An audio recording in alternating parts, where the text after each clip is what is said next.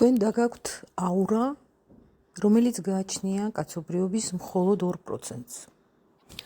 იუნგმა აღმოაჩინა, რატომ შეიძლება ამ აურამ ან გაგაჯანსაღოს, ან დაგანგრიოს. ადამიანები, რომლებთაც თან დააქვთ დაჭრილი მკურნალის ვიბრაციები. თუ კი უცხო ადამიანი ინსტინქტურად გენდობა, განდობს თავის პრობლემებს, დიდი ალბათობაა, რომ ზუსტად ემპათი ხარ. თქვენში არის რაღაც საოცარი და პოტენციურად საფრთხის შემცველიც. თქვენი უკიდურესი გრძნობიარობა არ არის სიკეთისგან დაბადებული. ეს არის შედეგი იმ ტრავმის, რომელმაც შემდგომ გააჩინა ეს ზეუნარები. მაგრამ ეს მექანიზმი შეიძლება შიგნიდანაც განგრევდეს. იუნგმა აღწერა, როგორ აკეთებს ემპათი ავტომატურად სკანირებას, შთანთქავენ და გარდაქმნიან სხვა ადამიანების ემოციებს. რითი უნებლიე ფსიქოლოგიური ალქიმიის საშუალებით. ანუ ჩვენ გაუცნობიერებლად ვიზიდავთ ფსიქოლოგიურ ვამპირებს, რომლებიც ვამპირებივით წოვენ ჩვენს ფსიქოლოგიურ ენერგიას იმ სიგნალების საშუალებით, რომლებსაც ჩვენ გამოვცემთ. სიგნალების, რომლებსაც გამოსცემს ჩვენი აურა. უნდა მოხდეს გარდაქმნა დაჭრილი მკურნალიდან სუვერენულ მკურნალამდე. თუ როგორ უნდა მოხდეს ეს გარდაქმნა, იუნგმა შეიმუშავა პროტოკოლი, რომელსაც აუდიოს ბოლოში შევეხებით. მალევე მივხვდებით, რატომ იყო ჩვენი ცხოვრება გაცილებით უფრო ინტენსიური, ვიდრე ჩვეულებრივი ადამიანის ცხოვრება. იუნგის ცხოვრებაში იყო მომენტი, რომელზეც იგი არასოდეს საუბრობდა სახალხოდ. ეს მოხდა მისი გარდაცვალებამდე 3 თვით ადრე, დეკემბერში 1957 წელს. მან გაუმხილა თავის უახლოეს მოწაფეს საიდუმლო აღმოჩენა, რომელსაც იგი მიიჩნევდა თანამედროვეობისთვის სახიფათოდ. იუნგს ჰქონდა დღიური, რომელიც სავსე იყო სასწრაფო ჩანაწერებით.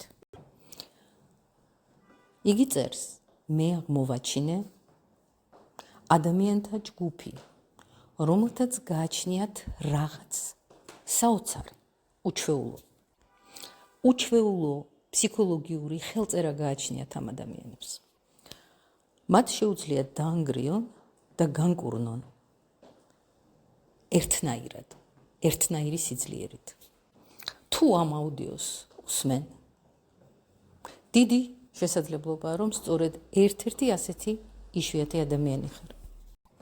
იუნგისეული ტერმინია მორფოგენეტიკური ველი დაჭრილი მკურნალის, ან დაჭრილი მკურნალის მორფოგენეტიკური ველი. ზოგიერთი ადამიანი არა მხოლოდ გრძნობს სხვების ემოციას, არამედ მოქმედებენ სრულიად განსხვავებული ფსიქოლოგიური სტრუქტურით, სრულიად განსხვავებული მენტალური კონფიგურაციით, რაც პირდაპირ აკავშირებს ამ ადამიანებს, რასაც იუნგი უწოდებდა კაცობრიობის დაჭრილი გული. ეს არ არის ჩვეულებრივი მგრძნობელობა, ეს არ არის ზედაპირული ემპათია. ეს ძალიან შორს გადის ჩარჩოებიდან. ასეთ ადამიანებს განუვითარდა ნევროლოგიური არხები, რომელთა კვლევას მეცნიერება ახლა და ახლა იწყებს გაგებას. არხები, რომლებიც საშუალებას გვაძლევს არა მხოლოდ შევიგრძნოთ, არამედ შთანთქოთ და გარდავქმნათ სხვა ადამიანების ემოციური ენერგია. შთანთქოთ და გარდავქმნათ სხვა ადამიანების ემოციური ენერგია. მაგრამ იუნგს აწუხებდა ის საკითხი, რომ აი ეს გრძნობელობა არ იყო პროდუქტი სიკეთისა ან სულიერი სიმაღლისა. ეს ყველაფერი დაიბადა აუცილებლობისგან, გადარჩენისგან, ტრავმის უნებლიე ალქიმიიდან, ასე უწოდებდა იუნგი. თავის საიდუმლო დღიურებში იუნგი წერს: ნამდვილი ემპათი ეს არის ძალადობრივი ფსიქოლოგიური ტრანსფორმაციის პროდუქტი. მისი გონება იძულებული იქნა განევითარებინა გრძნობელობა.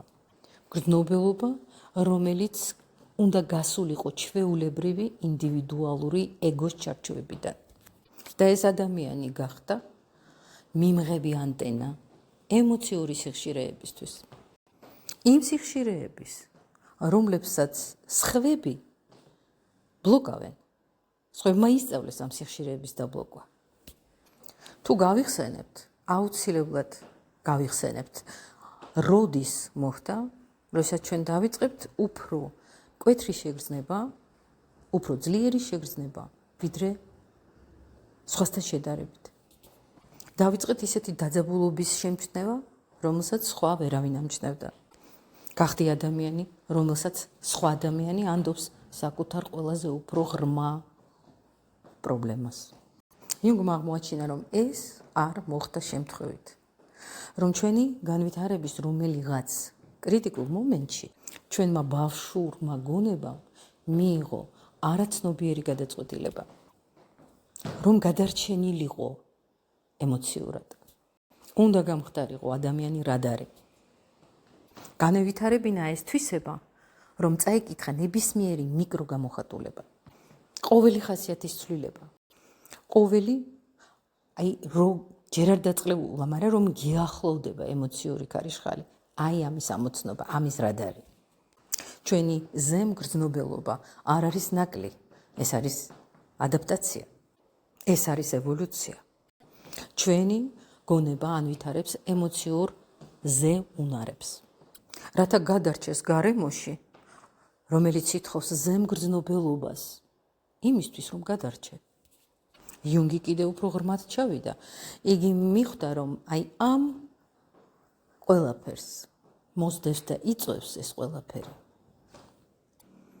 რეალურ ძვრას ადამიანის ენერგეტიკულ ველში. ეს არ არის არც მისტიკური, არც ეზოტერული ენერგია, არამედ ძალიან გამოკვეთილი ფსიქოლოგიური ყოფიერება, რომელსაც ინსტინქტურად ცნობს სხვა ნერვული სისტემები. ამიტომაც ოთახში რომ შედიხარ, ეგრევე ხვდები რა ხდება ემოციურ დონეზე. ამიტომაც უნდათ ადამიანებს გაგვიზიარონ ყველაზე უფრო საკრალური საიდუმლოებები. ამიტომაც ჩვენ ვიზიდავთ როგორც მაგნიტები, როგორც მკურნალები. მაგრამ საქმე იმაშია, რომ ასევე ვიზიდავთ დრამატულ სიტუაციებსაც. ჩვენი არსებობითვე უკვე ხო ვარსებობთ და ვრეზონირებთ გარკვეულ ემოციურ სიხშირეებთან. იუნგმა თავად შენიშნა ეს თავის პრაქტიკებში, რომ მისი პაციენტები ძალიან უსაფრთხოდ გრძნობდნენ თავს მასთან. ეს მისი უნარი ღრმად ეგრძნო, რაღაცას აქტიურებდა სხვაში და ამ რაღაცას ქვია ნებართვა, რომ ადამიანს განეცადა საკუთარი დათრგუნული ემოციები. თითქოს ამაზე იძლეოდა უფლებას ურთიერთობაში. მაგრამ ისიც შეატყო, რომ ძალიან მოწყვლადი ხდებოდა სხვისი ემოციების შთანთქმის მიმართ. ინტენსიური და ხანგრძლივი სესიების შემდეგ პაციენტებთან იგი გრძნობდა რაღაც აუხსნელ შფოთვას, აგრესიას, შიშს, რომლის წყაროც ვერ გაარკვია. შიშები, რომლებიც ჩნდებოდა თითქოს არსაიდან. ემპათები არა მხოლოდ გრძნობენ სხვა ადამიანების ემოციებს, არამედ შთანთქამენ კიდევაც მას. გარდაქმნიან მას საკუთარი ნერვული სისტემის საშუალებით. ამას უწოდებს ფსიქოლოგიური ალქიმიის უნებლიე ფორმას. ხომ ვამჩნევთ, როგორ ხდებიან ადამიანები უკეთ, როცა დაგველაპარაკებიან. მაშინაც კი, როცა არანაირი რჩევა არ მიგიცი ადამიანისთვის. რატომ? იმიტომ რომ ჩვენი ემპათიური გონება ავტომატურად იჯერს სხვა ადამიანის ემოციურ განცდებს. ამუშავებს მას ჩვენი საკუთარი ინტეგრაციული უნარებით. და რას აკეთებს? არ ეკლავს ბევრად უფრო სტრუქტურირებულ და გასაგებ ვერსიას. აურეკლავს სხვა ადამიანს. ის ხდება უკეთ. ანუ ჩვენ მოქმედებთ როგორც ადამიანური ემოციური პროცესორი. ამიტომაც ძალაგამოცლილები ვართ ინტენსიური სოციალური ურთიერთობების შემდეგ. და ეს იმიტომ არა რომ ჩვენ ვართ სუსტები. ეს მხოლოდ იმიტომ რომ ჩვენ ვაწარმოებთ კოლოსალურ ფსიქოლოგიურ სამუშაოს. სამუშაოს, რომელსაც ადამიანების უმრავლესობა უბრალოდ ვერც კი ხვდება.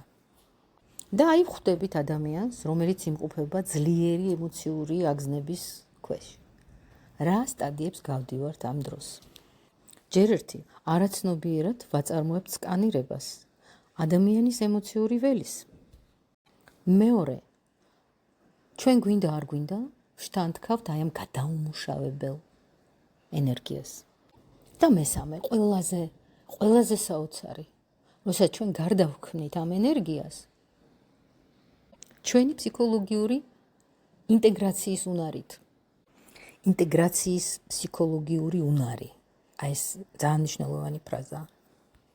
სწორედ აი ამ უნარით ვახდენთ გარედან შემოსული ემოციების ენერგიის ინტეგრაციას, გარდაქმნას. გარდაქმნა არ არის ინტეგრაცია, ინტეგრაცია არის გაერთიანება, გამთლიანება, ჩაშენება. და აი ამ ინტეგრაციის ფსიქოლოგიური უნარით ვახდენთ გარედან შემოსული ემოციების ენერგიების გარდაქმნას. აი ზუსტად ამის გამო ჩვენ ვართ ძალიან ფასეული და ამავე დროს ძალიან მოწყვლადი.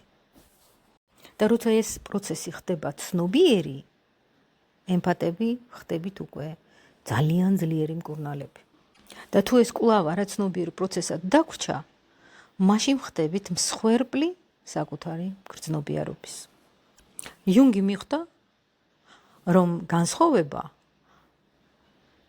იმ ემპათს შორის, რომელიც არის მსხვერპლი და ემპათს შორის, რომელიც არის გაფურჩქვის პროცესში. განსხვავება ამ ორს შორის მდგომარეობს გაცნობიერებაში.